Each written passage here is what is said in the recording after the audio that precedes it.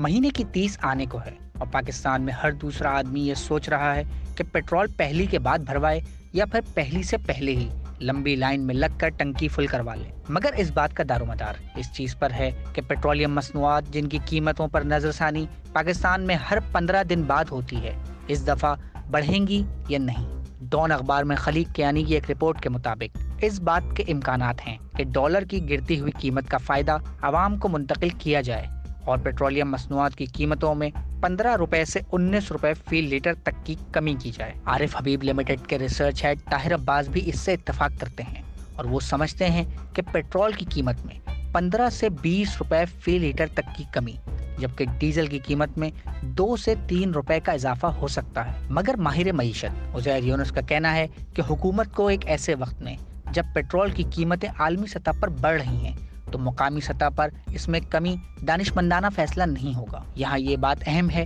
कि आलमी सतह पर क्रूड ऑयल की कीमत $95 फी बैरल की रिकॉर्ड सतह तक जा चुकी है और कुछ माहिरीन का मानना है कि जिस तरह सऊदी अरब और रूस अपनी तेल की पैदावार को घटा रहे हैं, ये कीमतें $150 फी बैरल तक भी जा सकती हैं, जिसका पाकिस्तान जैसे ममालिक जिनका दरामदी तेल पर इन्हिसार है को सख्त नुकसान होगा।